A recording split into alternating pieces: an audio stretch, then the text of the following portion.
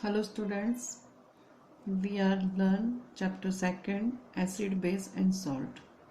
In previous lecture we learned the reaction of acid with metal, non-metals and reaction with acid and base and reaction of acid with metallic oxide etc. तो हम इसके पहले के lecture में videos में अम्ल की धातुओं के साथ अभिक्रिया या धातु कार्बोनेट धातु हाइड्रोजन कार्बोनेट के साथ अभिक्रिया, साथ ही अम्ल और क्षार की आपस में अभिक्रिया देख चुके हैं और मेटलिक ऑक्साइड यानी धात्विक ऑक्साइड की अम्लों के साथ अभिक्रिया कराने पर क्या होता है यह हम पूर्व के वीडियो में देख चुके हैं। आज हम देखते हैं we know that all acids react with metals and generate hydrogen gas. Now we learn and investigate whether all compounds containing hydrogen are acidic, यानी कि हम पहले जो भी अभिक्रियाएं देख चुके हैं धातुओं के साथ में अम्लों की अभिक्रिया, उसमें हाइड्रोजन उत्पन्न होती है। तो अब हम देखते हैं कि सभी कंपाउंड जिसमें हाइड्रोजन है, सभी यौगिक जिसमें हाइड्रोजन है, क्या वो सभी अम्लीय हैं यानी कि एसिडिक हैं। तो इसके लिए हम एक्टिविटी देखते हैं। तो एक्टिविटी के लिए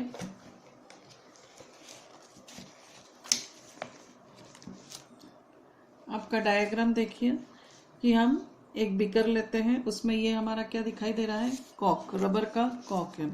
इस कॉक के ऊपर 2 नेल्स हमने लगाए हैं और इस बीकर के साथ में 2 नेल्स जोड़ के इसको बीकर में रख दिया है रबर कॉक को, और दोनों नेल्स को हमने यहाँ पे 6 वोल्ट की बैटरी के साथ में और बल्ब के साथ में और स्विच लगा करके जोड़ दिया है। तो हमारा सर्किट पूरा हो चुका है।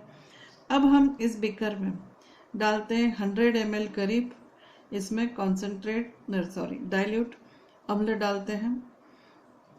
जब वो अम्ल कौन सा लेंगे हम, तो हाइड्रोक्लोरिक अम्ल यानी कि HCl, और दूसरा लेंगे हम सल्फ्यूरिक अम्ल। बारी बारी से लेते हैं। पहले हम क्या लेते हैं, इसमें HCl और 6 वोल्ट की बैटरी लगी हुई है, बल्ब लगा हुआ है, स्विच ऑन करते हैं। तो क्या होता है इसमें कि हाइड्रोजन और क्लोरीन दोनों कैसे हो जाते हैं, अलग अलग हो जाते हैं। तो यहाँ पर बल्ब क्या होने लगता है, जलने लगता है। इसी तरह से हम HCl अम्ल की जगह यहाँ लेते हैं हम H2SO4, तो भी क्या होता है, बल्ब जलने लगता है। लेकिन हम इसकी जगह यहाँ पर ग्लूकोज का ले लें, का सॉल्यूशन ले लें, विलयन ले लें या अल्कोहल ले लें और इसी प्रयोग को हम दोहराएं तो बल्ब नहीं जलता है। तो इस पे से हम क्या कह सकते हैं, अब ये समझना है हमें इसमें। तो एक्टिविटी का डायग्राम हमको अच्छे से समझ में आ चुका है। ये रबर कॉक के ऊपर 2 नेल्स हमने लगाए हैं और इसके साथ में सर्किट जोड़ा हुआ है, 6 वोल्ट की बैटरी, बल्ब और स्विच। बीकर में पहले हम लेते हैं HCl, उसके बाद दूसरे प्रयोग में दोहराते हैं तो H2SO4, तीसरी बार हम लेते हैं ग्लूकोज और चौथी बार हम लेते हैं अल्कोहल। और बारी बारी से इस प्रयोग में क्या होता है वो हम ऑब्जर्व करते हैं। तो ऑब्जर्व करने पर हम ये पाते हैं कि HCl और H2SO4 सॉल्यूशन जब लिया है, विलयन लिया है, तब बल्ब जलता है। लेकिन ग्लूकोज और अल्कोहल जब भी हम लेते हैं तब बल्ब नहीं जलता है। तो इसकी वजह क्या है यह अब हम समझते हैं इसमें। तो इसको समझने के लिए, तो जब the bulb will start glowing in case of acids, but we see that or observe that glucose and alcohol solutions do not conduct electricity, यानी कि जब ग्लूकोज और हमने अल्कोहल का सॉल्यूशन लिया था तब बल्ब नहीं जला। तो इसका कारण क्या होगा कि इसमें इलेक्ट्रिसिटी पास नहीं हुई है। तो glowing of the bulb indicate that there is a flow of electric current through the solution. तो बल्ब क्यों जला है कि सॉल्यूशन में से इलेक्ट्रिक का करंट पास होता है। The electric current is carried through the acidic solution by ions. तो अब सॉल्यूशन में इलेक्ट्रिसिटी कैसे पास होती है, तो सॉल्यूशन में आयंस के कारण इलेक्ट्रिसिटी पास होती है। तो अब हम देखते हैं कि HCl हमने लिया, तो HCl में H आयन और दूसरा कौन सा इलेक्ट्रोलाइज हुआ इसमें, क्लोराइड Cl माइनस आयन, तो इसको हम क्या बोलते हैं, केटायन, और इसको हम क्या बोलते हैं, एनायन। तो इसी तरह से हम ले लें यहाँ पे HNO3, तो केटायन कौन होगा, H प्लस, और NO3 माइनस आयन क्या होगा, एनायन। H2SO4 ले लें हम, तो H2SO4 में क्या होगा, केटायन कौन होगा, H प्लस, और एनायन कौन होगा, SO4 माइनस 2। इसी तरह से हम एसिटिक अम्ल ले लें, CH3COOH, तो इसमें क्या होगा, H प्लस और CH3COO माइनस, तो ये सारे क्या है, एनायन है। तो केटायन के रूप में यहाँ पे हमको H प्लस आयन मिलता है। Since the cation present in acids is H plus, तो कौन से एसिड में कौन से केटायन होते हैं, H प्लस होते हैं। This suggest that acids produces hydrogen ions in solution which are responsible for the acidic property। तो कोई भी एसिडिक प्रॉपर्टी के लिए जिम्मेदार कौन होता है, तो ये जो H प्लस केटायन होते हैं, किसी भी अम्ल में उपस्थित होते हैं, वो क्या होते हैं, एसिडिक प्रॉपर्टी के लिए रिस्पॉन्सिबल होते हैं। चलिए अब हम एक्टिविटी इसी को यदि NaOH के साथ है, सोडियम हाइड्रोक्साइड के साथ करें या कैल्शियम हाइड्रोक्साइड के साथ करें, तो क्या इसमें इलेक्ट्रिसिटी जनरेट होगी, नहीं होगी, क्योंकि उसमें H plus ion cation release नहीं होता है।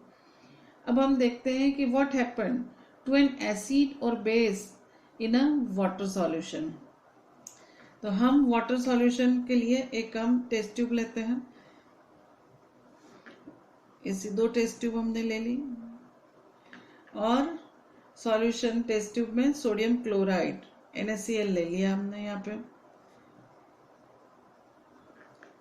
दोनों टेस्ट ट्यूब में हमने NaCl लिया है, और ड्रॉपर से कॉन्सेंट्रेट H2SO4, इसमें क्या डालते हैं हम, कॉन्सेंट्रेट H2SO4,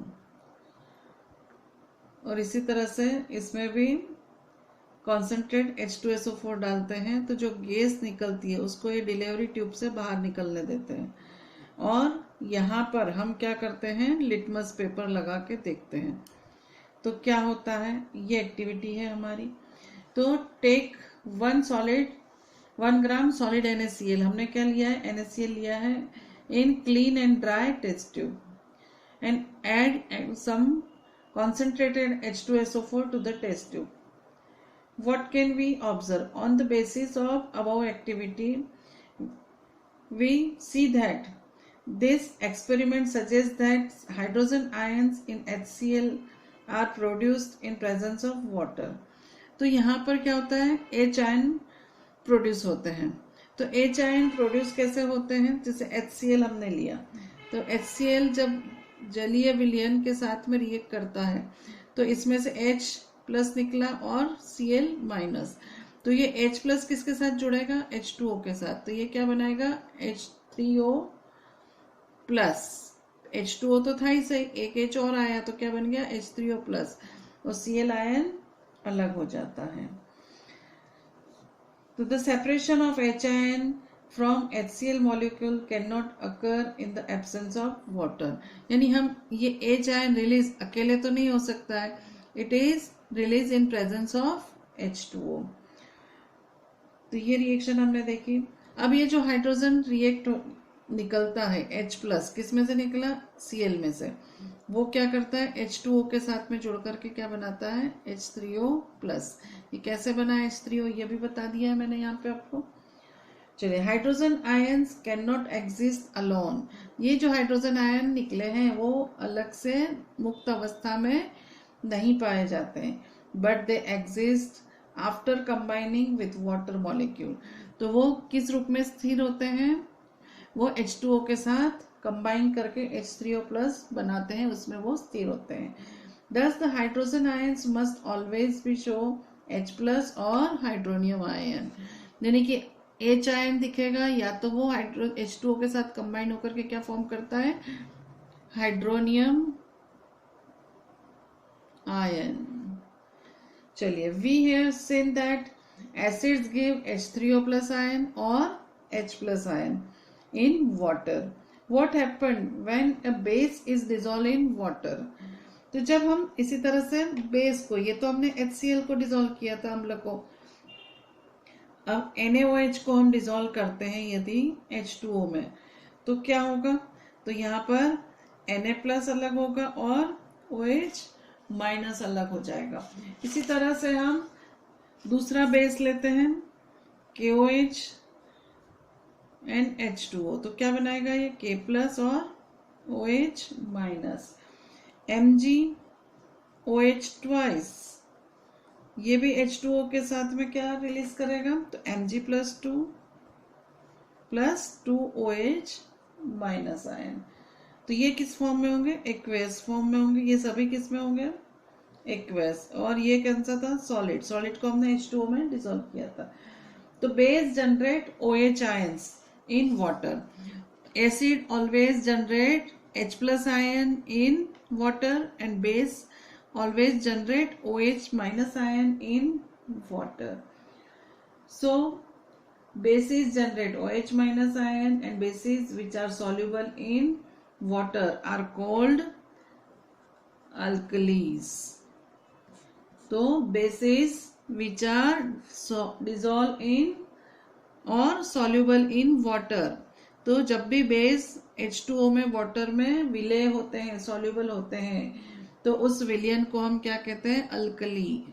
अल्कली विलयन कहते हैं। Now as we have identified that all acids generate H plus ion and all bases generate OH minus ion and we can view the neutralization reaction. अब हम देखते हैं न्यूट्रलाइजेशन कैसे होता है। तो acid always acid react with base and form salt and water. तो acid किस फॉर्म में होते हैं? HX HCl, यानी X क्या है? हैलोजन। अब बेस हम लेते हैं, तो बेस यानी किसी भी धातु MOH, उसका हाइड्रोक्साइड। तो यहाँ पे रिएक्ट करके ये दोनों M और X सॉल्ट के फॉर्म में कौन अलग होता है? ये। और साथ में ये OH इस H को लेकर के क्या बनाता है? H2O। तो ये जो H प्लस आयन था हमारा यहाँ पे, ये किस फॉर्म में था? एक्वेस में था। यहाँ का OH आयन जो है ये भी किस में था? हमारा एक्वेस में था। और इन्होंने जो फॉर्म किया है H2O, अब ये किस फॉर्म में आया है? हमारा लिक्विड फॉर्म में आया है। तो इस तरह से हमारी ये एक्टिविटी कंप्लीट होती है। अब हम और एक चीज देखते हैं। The process of dissolving an acid और base in water is highly exothermic reaction. तो आपने कभी देखा होगा कि कॉन्सेंट्रेट H2SO4 को डाइल्यूट करने के लिए, तनु बनाने के लिए क्या किया जाए? पानी मिलाना चाहिए। अब पानी किससे मिलाना चाहिए? क्या कॉन्सेंट्रेट H2SO4 में डायरेक्ट वाटर मिलाना चाहिए? नहीं, ये बहुत ही रिस्की है, क्योंकि जब जब आपका डाइल्यूशन प्रोसेस होता है H2O और H2SO4 में मिलता है, तो ये एक्सोथर्मिक रिएक्शन होता है और इसमें हीट प्रोड्यूस होती है और ये स्प्लैश आउट भी करता है। इसलिए इसमें नहीं मिलाया जाता है। डाइल्यूट करने के लिए हमेशा वाटर लिया जाता है पहले, और वाटर में क्या मिलाते हैं? धीरे धीरे इसमें कॉन्सेंट्रेट H2SO4 मिलाया जाता है, एक साथ में कभी नहीं मिलाया जाता है। इसीलिए कॉन्सेंट्रेट H2SO4 हो या कॉन्सेंट्रेट एसिड की केन जो आती है, आपने देखी होगी प्लास्टिक की लैब में, जो के भरा हुआ रहता है, उसके ऊपर वार्निंग का निशान आपने देखा है? ट्रायंगल रेड कलर का बना होता है। ट्रायंगल इस तरह से किसी भी उस पर रेड कलर का बना होता है और इसमें आपके टेस्ट ट्यूब के ड्रॉप्स गिर रहे हो ऐसे बताया जाता है, और उसके नीचे आपको हाथ नहीं रखना चाहिए अपना, नहीं तो क्या हो जाता है? बर्न कर जाता है आपका हाथ। तो the process of dissolving an acid और base in water is highly exothermic. Care must be taken while mixing concentrated nitric acid or sulfuric acid with water. The acid must always be added slowly to water with constant stirring, यानी लगातार हिलाते हुए water में H2SO4 मिलाना चाहिए। If water is add to a concentrate acid, यदि हम concentrate acid में वाटर मिलाएंगे तो क्या होगा, तो if water is added to concentrated acid, the heat generated may cause the mixture of splash out and cause burns, तो वो मिक्सर वो पूरा उड़ जाता है और जलने के पूरी संभावना बनी होती है। The glass container may also break due to excessive local heat, और ये जो आपकी टेस्ट ट्यूब या बिकर है वो भी क्या हो जाएगा, इसमें ब्रेक हो जाएगा, टूट जाता है। Look out for the warning sign on the can of concentrated sulfuric acid and on the bottle of sodium hydroxide. Mixing an acid or base with water results in decrease in the concentration of ions. तो अब आप जब भी acid और base एक दूसरे में मिलाते हैं तो क्या होता है, decrease the concentration of ions. Ions कौन से होते हैं, एक तो होता है हमारा H3O प्लस आयन और दूसरा कौन सा होता है OH। एसिड में होता है H3O प्लस और बेस में होता है OH माइनस। ये डिक्रीज होता जाता है। तो such a process is called dilution and the acid और base is said to be diluted. तो इस तरह से अम्ल और क्षार को आपस में मिलाने पर इनका जो रेशियो है वो कैसा होता जाता है, डिक्रीज होता जाता है पर यूनिट वॉल्यूम में। और इस प्रोसेस को हम क्या कहते हैं, डाइल्यूशन यानी तनुकरण बोलते हैं। तो यहाँ हमारा आज का लेक्चर कंप्लीट हो गया है। इसे पढ़ करके इसके नोट्स आपको बनाना है।